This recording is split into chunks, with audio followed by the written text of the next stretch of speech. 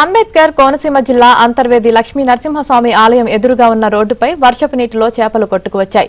దీన్ని చూసిన జనం ఒక్కసారిగా ఆశ్చర్యం వ్యక్తం చేశారు. రోడ్డుపైనే వర్షపు నీటిలో వలలు వేసి స్థానికులు చేపలను పట్టుకున్నారు. గత 2 రోజులుగా కురుస్తున్న భారీ వర్షాలకు స్థానికంగా ఉన్న పంట కాలువలు పొంగి పొర్లడంతో అక్కడున్న చేపలు ఈ విధంగా రోడ్డు మీదకి కొట్టుకు వస్తున్నాయి.